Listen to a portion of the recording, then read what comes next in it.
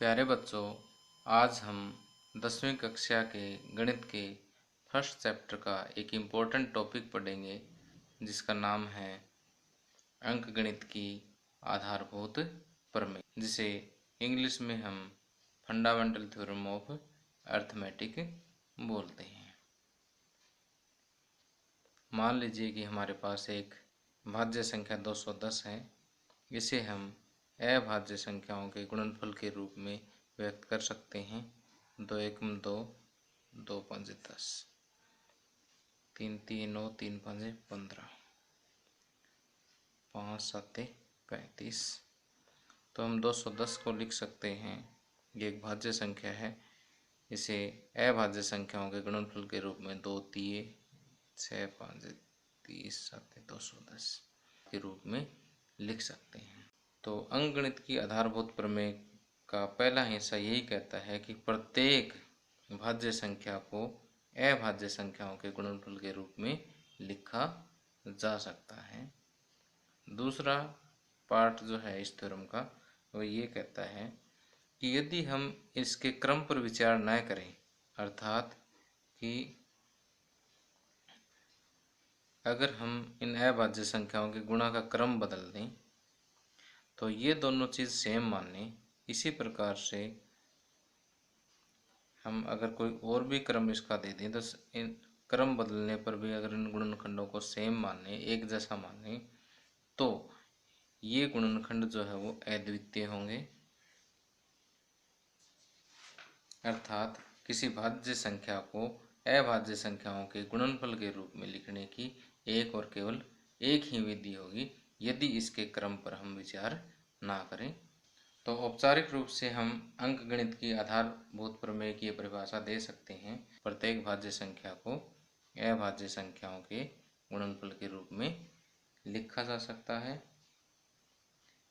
तथा यह गुणनखंड अभाज्य संख्याओं के आने वाले क्रम के बिना अद्वितीय होंगे।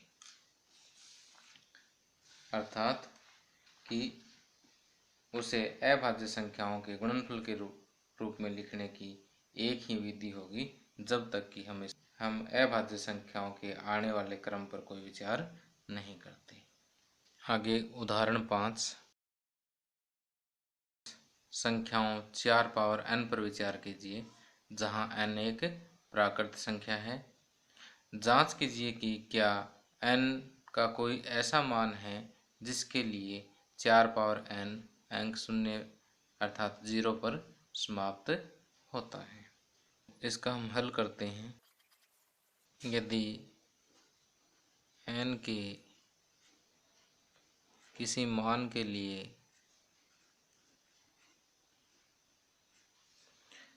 4 पावर n शून्य पर समाप्त होगी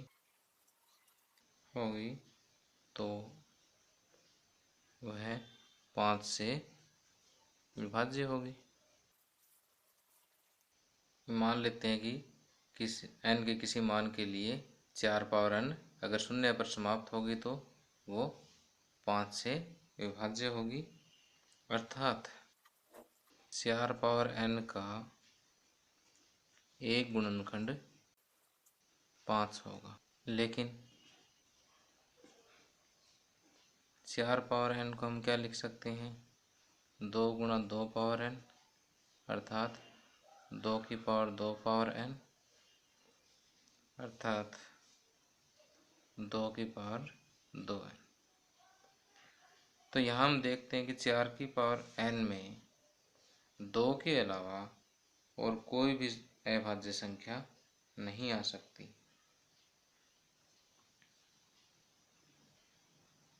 यहाँ हम देखते हैं कि 4 पावर n के अभाज्य गुणनखंडों में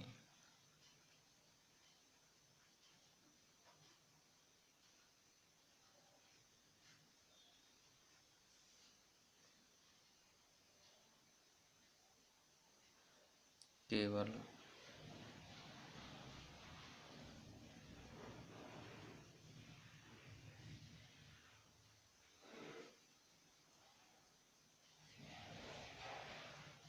अभाज्य संख्या 2 ही आ सकती है।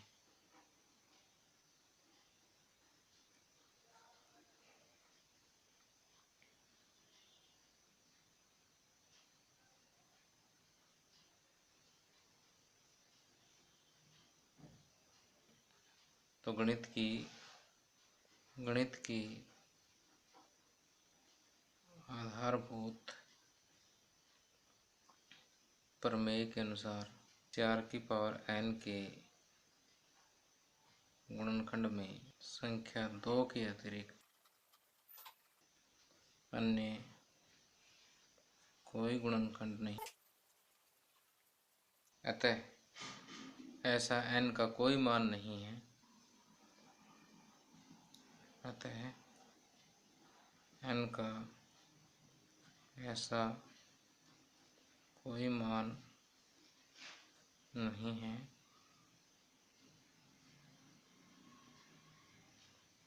जिसके लिए 4 पावर n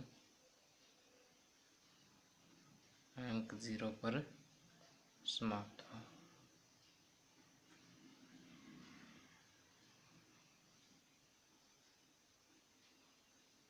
आगे उदाहरण 6, संख्याओं 6 और 20 के अभाज्य गुणनखंड विधि से HCF और LCM ज्ञात कीजिए।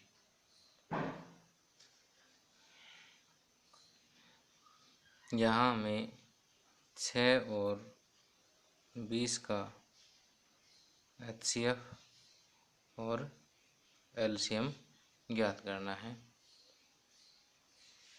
HCF को हमने हिंदी में महत्तम समापवर्तक तथा LCM को लघुत्तम समापवर्तक के नाम से पढ़ा है। अब 6 और 20 का HCF या LCM निकालने के लिए हमें पहले दोनों के गुणनखंड करने होंगे। 6 के गुणनखंड 2 तिये 6, तो 6 को हम लिख सकते हैं 2 गुणा 3 या 2 की घात 1 3 की घात 1, क्योंकि 2 भी एक बार है और 3 भी एक बार। इसी तरह से 20 के अगर हम गुणनखंड करें तो 2 दाएँ 20, 2 पाँचे 10, तो 20 बराबर 2 गुणा 5। 2 कितनी बार आ गया? 2 बार।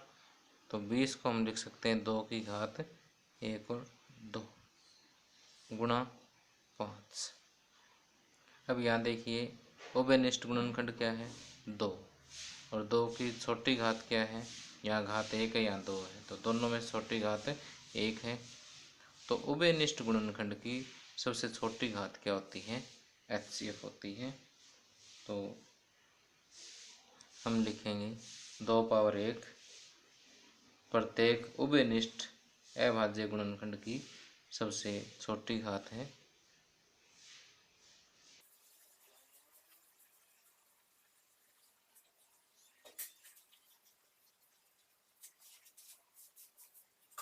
इसलिए HCF ऑफ 6 और 20 बराबर 2 पावर 1 अर्थात 2, यानी 6 और 20 का HCF क्या होगा? 2। अब LCM निकालने के लिए प्रत्येक अभाज्य गुणनखंड की सबसे बड़ी घातें लेते हैं जो दोनों संख्याओं के गुणनखंडों में हो।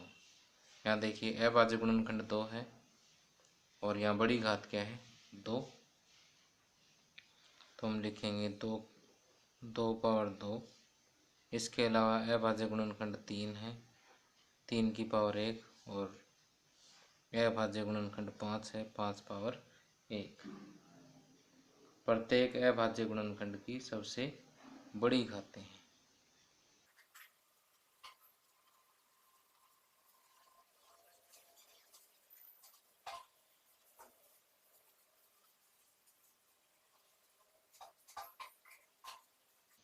इन्हीं बड़ी घातों का जो गुणनफल है वही क्या होगा? 6 और 20 का LCM होगा। इसलिए LCM ऑफ 6 और 20 2 की पावर 2 गुणा 3 पावर 1 गुणा 5 पावर 1, 4 गुणा 3 गुणा 5 बराबर 60। तो 6 और 20 का एलसीएम कितना होगा? 60। अब यहाँ से एक महत्वपूर्ण रिजल्ट और निकालेंगे कि यदि हम इन दोनों संख्याओं की गुणा करते हैं 6 और 20, तो संख्याओं का गुणनफल 6 गुणा 20 कितना है? 120। इसके अलावा एचसीएफ और एलसीएम का अगर हम गुणनफल करते हैं तो 2 गुणा 60, ये भी कितना आता है? 120। तो यहाँ से हम देखेंगे कि संख्याओं का गुणनफल एचसीएफ और एलसीएम के गुणनफल के बराबर होगा। दो संख्याओं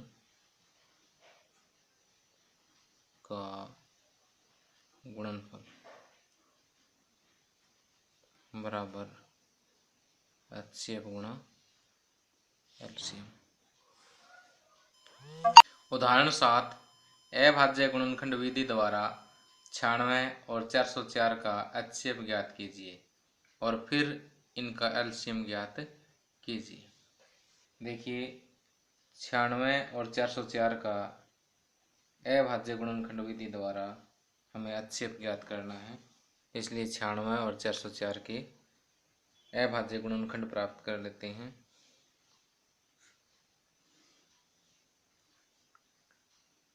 2 चौके 8, 2 8 16, 2 दूनी 4, 2 चौके 8, 2 एकम 2, 2 दूनी 4, 2 छिके 12 और 2 तीन।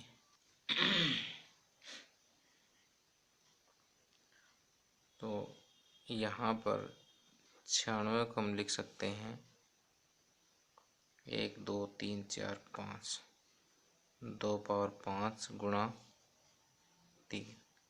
इसी तरह से 404 को हम लिख सकते हैं 2 दूनी 4,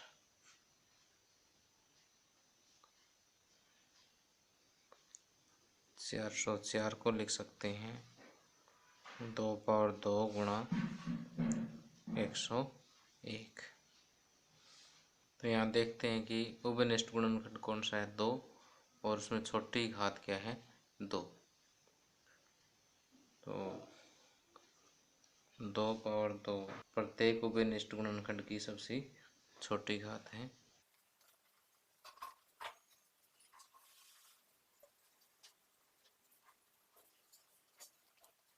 इसलिए एचसीएफ ऑफ 96 एंड 404 बराबर 2 पावर 2 अर्थात 4। अब हमें इसका एलसीएम फाइंड आउट करना है, तो हम एक सूत्र का प्रयोग करते हैं कि एलसीएम गुणा एचसीएफ बराबर दोनों संख्याओं का गुणनफल।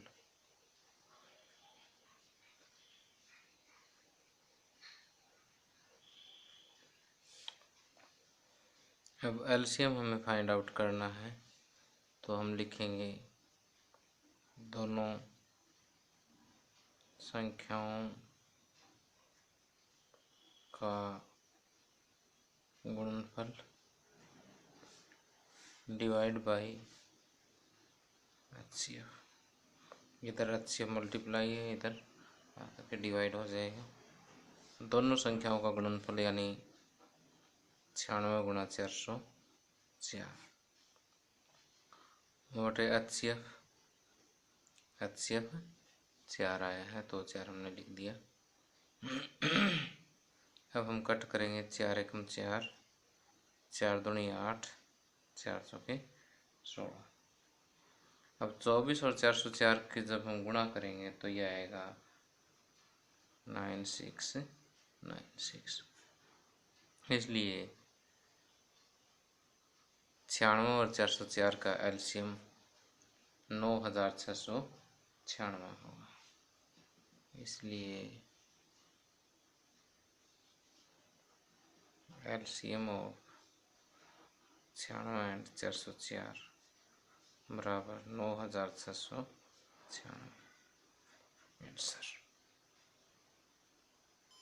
आगे उदाहरण 8, संख्या 6, 72 और 120 का अभाज्य गुणनखंड विधि द्वारा एचसीएफ और एलसीएम ज्ञात कीजिए। संख्याएं दे रखी है हमें 6, 72 और 120।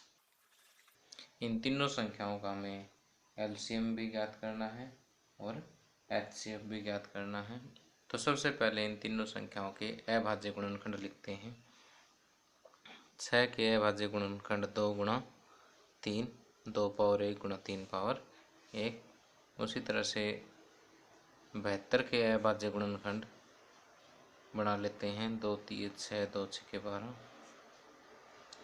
2 एकम 2, 2 8 16, 2 9 18, 3 3 72 बराबर लिखेंगे 2 पावर 1 2 3, 2 पावर 3 गुणा 3, 2 बार है तो 3 पावर 2। अब 120 के अभाज्य गुणनखंड बना लेते हैं। 2 6 12, 30 दूनी 60, 15 दूनी 30, 3 5 से 15। 120 बराबर 2 पावर 3 गुणा 3 घात 1 गुणा 5 घात 1। अब यहाँ देखिए कि उभयनिष्ठ गुणनखंड है 2 और 3, जो तीनों में हो, और उनकी सबसे एचसीएफ निकालने के लिए देखेंगे सबसे छोटी घात। तो हम लिखेंगे 2 पावर 1 और 3 पावर 1। प्रत्येक उभयनिष्ठ अभाज्य गुणनखंड की सबसे छोटी घातें हैं।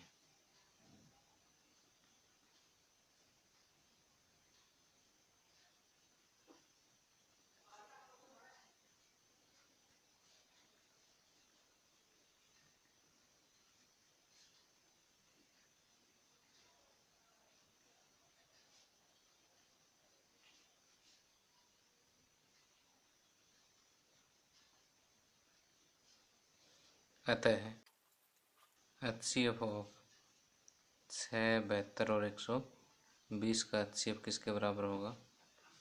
2 पावर 1 गुणा 3 पावर 1, यानी 2 गुणा 3 6।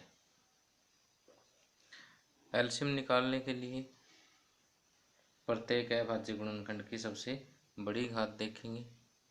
तो यहाँ 2 की सबसे बड़ी घात 3 है।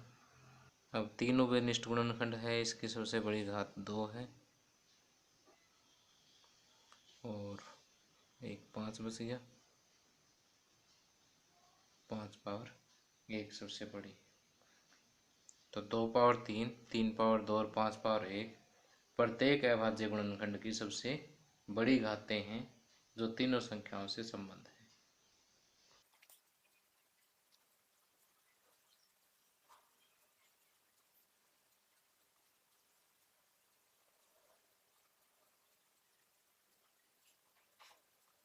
अतः एलसीएम ऑफ 6, 72 और 120 इसके बराबर होगा 2 पावर 3 गुणा 3 पावर 2 गुणा 5 पावर 1।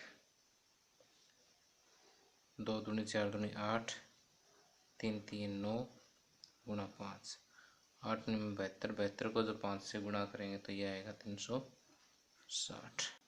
लेकिन यहाँ से अगर हम एक बात और चेक करें कि 6,